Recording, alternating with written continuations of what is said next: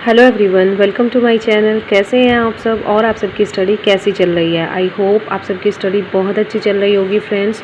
और आज हम आ चुके हैं डे 14 पर। रीस्टार्ट यूपी टीजीटी सीरीज़ का डे 14 है और डे 14 का टारगेट हम शेयर करने वाले हैं। तो सबसे पहले देख लेते हैं डे 13 का टारगेट आपका कंप्लीट हुआ है या नहीं हुआ है। अगर नहीं हुआ है तो जल्दी से पहले डे 13 का टारगेट कंप्लीट कीजिए।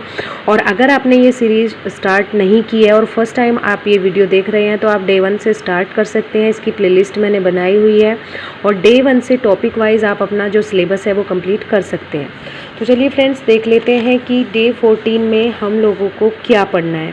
तो अभी तक हम क्या करते आ रहे थे, जो सभी वर्क थे लिटरेचर के वो दो दो लेकर आ रहे थे, लेकिन अभी मैं सोच रही हूँ कि कुछ जो वर्क्स हैं वो सिंगल ही रखें तो ज़्यादा बेटर रहेगा। ठीक है ना फ्रेंड्स। तो आज का जो लिटरेचर का वर्क है वो जूलियस सीजर है। ये थोड़ा लेंथी भी है इसीलिए, और मैं सोच रही हूँ कि इसको एक ही रखेंगे।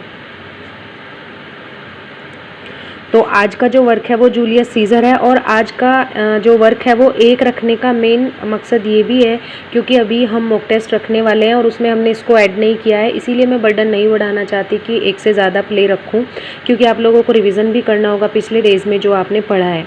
इसलिए लिटरेचर में जूलियस सीजर ओनली रखेंगे। और उसके बाद ग्रामर में क्या रखेंगे, ग्रामर में हम एडजेक्टिव को ही कंटिन्यू करेंगे क्योंकि उसका एक चैप्टर अभी भी बचता है, वो काफ़ी लेंदी चैप्टर है इसीलिए।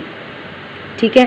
और लिटरेरी टर्म्स में हमें डी लेटर से स्टार्ट करना है लिटरेरी टर्म्स और 10 लिटरेरी टर्म्स हमें कंप्लीट करनी है। आज हम ये भी डिस्कस करेंगे कि कौन सी लिटरेरी टर्म्स हमें डिस्कस करनी है, कौन सी लिटरेरी टर्म्स हमें डीपली पढ़नी है और कौन सी लिटरेरी टर्म्स हमें नॉर्मली ऐसे एज ए इंट्रोडक्शन पढ़ना है। ठीक है। तो 10 लिटरेरी टर्म्स कौन सी पढ़नी है मैं ये भी बताऊंगी with page number, with literary terms name. ठीक है। वो कैप में हमें क्या करना है, सी लेटर हमारा कंप्लीट हो चुका था, डी लेटर से वो कैप करनी है 20 सिनोनिम्स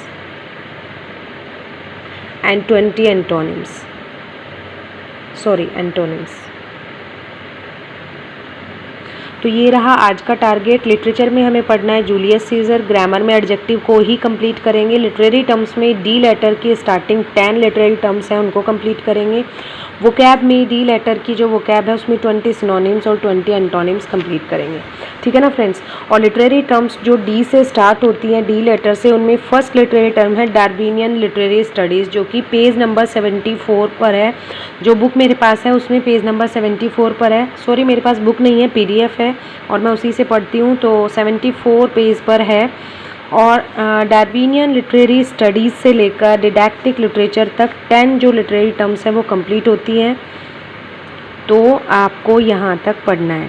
अब इसमें ऐसा नहीं है कि 10 की 10 लिटरेरी टर्म्स बहुत इंपॉर्टेंट है और बहुत लेंदी भी है, इसीलिए हमें सबको ही डीपली नहीं पढ़ना है।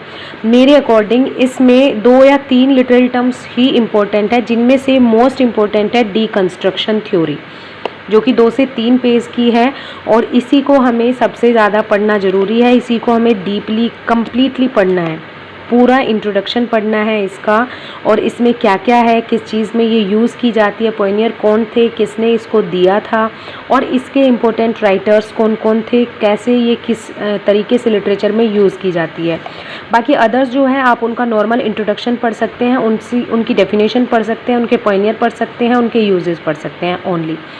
लेकिन डीकंस्ट्रक्शन को आपको डीपली पढ़ना है, पूरा डीपली आपको ये कंप्लीट करना है कि किस तरीके से डीकंस्ट्रक्शन जो है वो वर्क करती है लिटरेचर के साथ, किसने इसको दिया था, कौन कौन राइटर्स इससे जुड़े हुए हैं और कैसे ये यूज़ की जाती है। ठीक है। और कल की वीडियो में मैंने जैसे ही लिटरेरी टर्म्स शेयर की थी, कल नहीं परसों की थी, और उसमें कुछ थ्योरीज़ थी। आप सब लोग बोल रहे थे कि थ्योरीज़ हमें कहाँ पर मिलेंगी। सभी जो लिटरेरी टर्म्स है वो आपको MH एब्राहम में ही मिल जाएंगी, बस वो चीज़ अलग है कि वो एक साथ नहीं मिलेंगी, अलग अलग मिलेंगी। अब जैसे डीकंस्ट्रक्शन थ्योरी आ गई है तो ऐसे ही बाकी जो थ्योरीज़, बाकी जो लिटरेरी मूवमेंट्स, लिटरेरी ग्रुप्स मैंने शेयर किए हैं उनमें से सभी ऐसे एक एक करके आते रहेंगे, जैसे ही आप जिस लेटर में जाएंगे उसी लेटर से रिलेटेड वर्ड्स आपको मिलते रहेंगे। तो डिकंस्ट्रक्शन थ्योरी उन थ्योरीज़ में से ही एक है जो मैंने शेयर की थी इंपॉर्टेंट थ्योरीज़ में, तो आप इसको कंप्लीट कर सकते हैं। ठीक है ना फ्रेंड्स। और एक चीज़ आज की वीडियो में देख लेते हैं कि most important figures of speech कौन से हैं जो प्रीवियस ईयर पेपर्स में मोस्टली पूछे गए हैं। ठीक है, प्रीवियस ईयर पेपर्स में सबसे ज़्यादा क्वेश्चंस किन फिगर ऑफ स्पीच से पूछे गए हैं जिन्हें कि हमें कंप्लीट करना है, ये देख लेते हैं। पर्सोनिफिकेशन सबसे ज़्यादा इंपॉर्टेंट फिगर्स ऑफ स्पीच में से है, जिसके 17 क्वेश्चंस पूछे गए हैं पिछले एग्जाम्स में। उसके बाद आ जाता है एलिट्रेशन, जिसके 14 क्वेश्चंस पूछे गए हैं। फिर ऑक्सीमोरॉन, जिसके 13 क्वेश्चंस पूछे गए हैं। Metaphor 13 questions, metonymy 11 questions, hyperbole 10 questions, onomatopoeia के 10 क्वेश्चंस पूछे गए हैं। एपोस्ट्रोफ के 9 क्वेश्चंस पूछे गए हैं। एंटीथीसिस 8 क्वेश्चंस, ट्रांसफर्ड एपिथेट के 7 क्वेश्चंस पूछे गए हैं। पैराडॉक्स के 6 क्वेश्चंस पूछे गए हैं। सिमिली के भी 6 क्वेश्चंस पूछे गए हैं। लिटॉट्स के 5 क्वेश्चंस पूछे गए हैं। पन से रिलेटेड 4 क्वेश्चंस पूछे गए हैं। सिनेक्डॉक से 3, एसोनेस से 2 क्वेश्चंस पूछे गए हैं। एपिग्राम से भी 2 क्वेश्चन पूछे गए हैं। आयरनी से 2, प्रोलेप्सिस से 2 क्वेश्चंस एंड यूफेमिज्म से 2 क्वेश्चंस। बाकी एक एक क्वेश्चन पूछा गया है पैथेटिक फैलेसी, कियास्मस, मैलाप्रोपिस एंड एल्यूजन से। ठीक है ना फ्रेंड्स, बस इतना ही है। अब ये चीज़ देख लेते हैं कि मोस्ट इम्पोर्टेंट जो फिगर्स ऑफ स्पीच है वो कौन से हैं। ये ऊपर जो सबसे ज़्यादा दिए गए हैं 8-9 क्वेश्चन से ऊपर जो है ये सबसे ज़्यादा इम्पोर्टेंट है। ठीक है, personification, alliteration, oxymoron, metaphor, metonymy, hyperbole, onomatopoeia, apostrophe, antithesis and transferred epithet, paradox, यहाँ तक देख लेते हैं। तो ये सबसे ज़्यादा इम्पोर्टेंट है जो कि कंप्लीट करने ज़रूरी होते हैं। 10 होंगे आई थिंक, 1 2 3 4 5 6 7 8 9 10, यस 11 हो गए। तो 10 to 11 फिगर्स ऑफ स्पीच हैं जो सबसे ज़्यादा एग्ज़ाम्स में पूछे जाते हैं, जिनके क्वेश्चन सबसे ज़्यादा एग्ज़ाम्स में मोस्टली आते हैं और पूछे गए हैं। ठीक है ना फ्रेंड्स। तो वापस आ जाते हैं अपने डे 14 के टारगेट पर, और ये टारगेट है देख लिया होगा आप सभी लोगों ने। अभी बात कर लेते हैं कि जो हमारे शिक्षा आयोग की अध्यक्ष बनाई गई हैं प्रोफेसर कीर्ति पांडे, उन्होंने बैठक ली है 5 सितंबर को, मीन्स कल, और उसमें ज़रूरी जो निर्देश हैं वो दे दिए गए हैं, कमेटियाँ बना दी गई हैं और रिपोर्ट मांग ली गई है।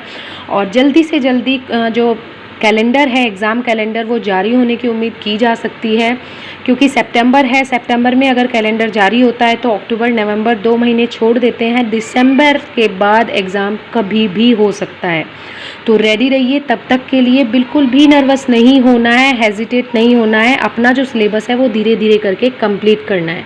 ठीक है, फिर उसके बाद रिवीजन करेंगे, मॉक टेस्ट देंगे, सारी प्रैक्टिस एक साथ करेंगे और काफ़ी अच्छे से अपने एग्ज़ाम को क्लियर करेंगे।